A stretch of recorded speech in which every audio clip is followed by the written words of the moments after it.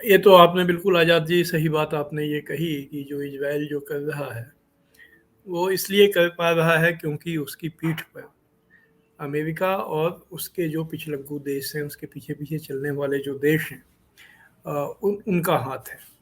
हम लोगों ने देखा है कि कैसे खुद अमेरिका के राष्ट्रपति वहाँ जाके समर्थन देने के लिए गए थे। उसके बाद अभी फ्रांस के राष्ट्रपति मैक्रों भी वहाँ गए और उन्होंने भी साथ दिया। तो ये अब बात बहुत साफ दुनिया के सामने हो गई है कि इज़राइल जो भी पॉलिसी वहाँ अपना रहा है, जो भी वो एक्शन ले रहा है, वो कोई स्वतंत्र होकर नहीं ले रहा है। वो एक्चुअल में उसके उन सारी गतिविधियों के साथ जो पश्चिम, जिसको हम लोग पश्चिम कहते हैं, वेस्ट, वो उनके साथ खड़ा है। वेस्ट का मतलब तो जाहिर है अमेरिका और उसके साथ जो यूरोप के कुछ देश हैं, वो हैं। अभी अमेरिका ने G7 उनका जो समूह है, उसकी मीटिंग भी बुलाई थी, लेकिन खबर है कि उसमें जापान नहीं गया है। तो वो G7 की जगह वो G6 हो गया। G6 का मतलब एक तो अमेरिका है, ब्रिटेन है, जर्मनी है, फ्रांस है, इटली है और कनाडा है। तो ये जो देश हैं, ये लोग इसलिए इनकी मीटिंग इन्होंने बुलाई कि इसमें वो इजराइल को अपना समर्थन दें और हमास के खिलाफ वो जो जो भी, चूंकि वो हमास को आतंकवादी संगठन मानते हैं, तो इस बात को वो इस पर जोर दें और हमास के खात्मे की कोई जो भी स्ट्रेटजी है या कैसे जो इजराइल कर रहा है उसको कैसे और भी ज़्यादा मदद दी जाए, ये उस बैठक का एजेंडा है। इस बीच आप देखिए पूरी दुनिया का जो जनमत है वो तेजी से इजराइल के खिलाफ होता जा रहा है, और चूंकि दुनिया देख रही है कि अमेरिका का हाथ इजराइल के पीठ पे है, अमेरिका बल्कि सहभागी है उन चीज़ों में। वो इजराइल की मदद के लिए वहाँ अपने उसने बेड़े को भेजा है। अब खबर आई है कि वो वहाँ पर जो एयर डिफेंस सिस्टम को भेजने वाला है। तो ये इन सारी चीज़ों को दुनिया देख रही है, और दुनिया का जो मूड है, उसी मूड को संयुक्त राष्ट्र संघ के जो महासचिव हैं, एंटोनियो गुटारेस, उन्होंने व्यक्त किया जब उन्होंने संयुक्त राष्ट्र सुरक्षा परिषद की बैठक में अपनी बात रखी।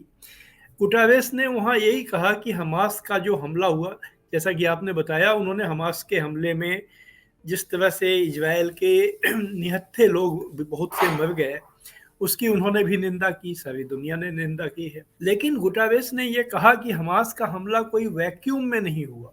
ऐसा नहीं था कि एक कोई उसके पहले कुछ नहीं था और अचानक हमास ने हमला कर दिया, बल्कि हमास के हमले को हम लोगों को जो घटनाएं वहाँ कई वर्षों से, बल्कि कई दशकों से चल रही है, उसके सिलसिले के रूप में ही देखना चाहिए। और उन्होंने ये जो विश्व जनमत है, इस विश्व जनमत की बात को ही उन्होंने वहाँ ये कहा कि इस समस्या की जड़ ये है कि जो फिलिस्तीनियों का अपना देश वहाँ बने, अपना राज्य जो बने, इसके इस अधिकार से उनको लगातार वंचित रखा गया है। और उनका देश बने, यह बात तो खुद जो ओस्लो समझौता जो हुआ था 1993 में, उसमें इजराइल ने इस पर सहमति दी थी। बल्कि इजराइल ने ही दस्तखत किए थे, इजराइल और फिलिस्तीनी लिबरेशन ऑर्गेनाइजेशन ने उस पर दस्तखत किए थे। पूरे पश्चिमी देशों का, अमेरिका सहित, उस समझौते को का समर्थन था। तो आज अगर अमेरिका या कोई देश उस बात, फिलिस्तीनियों के अलग राज्य बनने की बात से इनकार कर रहा है, तो इसका मतलब वो अपने वादा खिलाफी कर रहा है, वादा जी। से मुकर रहा है। इस बात को लेकर हम लोग यह देख रहे हैं कि खुद अमेरिका में विरोध भाव बहुत तेजी से बढ़ा है। परसों की घटना थी, कल वो वीडियो बहुत बहुत चर्चित हुआ कि जिसमें अमेरिका की पूर्व विदेश मंत्री और 2016 में डेमोक्रेटिक पार्टी की तरफ से राष्ट्रपति का चुनाव लड़ने वाली हिलेरी क्लिंटन एक सेमिनार में बोल रही थी। तो वहाँ पर कई नौजवान खड़े हो गए और एक नौजवान ने उनसे कहा कि आप ये जो भाषण दे रहे हैं, जो अमेरिका की घोषित नीति है ह्यूमन राइट्स की, डेमोक्रेसी की, आप आप इजराइल में अमेरिका बिल्कुल उसका उल्टा आचरण कर रहा है, आप पहले उसकी निंदा कीजिए। और उन नौजवानों ने कहा कि वी हैव ए प्रेसिडेंट, हमारे पास एक ऐसा राष्ट्रपति है जो आंख मूंद कर अमेरिका जिन बातों के लिए दुनिया में अपने को बताता है कि खड़ा है, उसका उल्लंघन कर रहा है, आप उस राष्ट्रपति की निंदा कीजिए। हिलेरी क्लिंटन इसके लिए तैयार नहीं हुई, काफ़ी उन लोगों में गर्मा गर्मी हुई।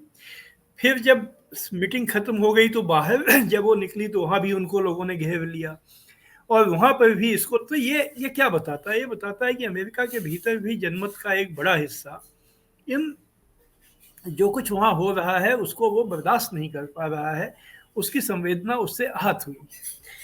इस बीच ये बात आई कि जो हम लोग पिछले हफ्ते से ये बात कर रहे हैं कि किस तरह वहाँ के एक विदेश मंत्रालय के अधिकारी जोस पॉल, जो कि वहाँ पर हथियारों के जो सौदे होते हैं उसके इंचार्ज थे, और कांग्रेस जो है मतलब उनकी संसद की विदेश मामलों की समिति के निदेशक थे, डायरेक्टर थे।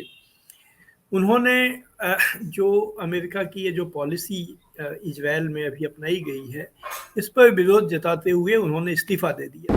आप देख रहे हैं जनचौक का सोशल मीडिया प्लेटफॉर्म। हमारे YouTube चैनल को सब्सक्राइब करने के लिए बेल आइकन दबाना ना भूलें।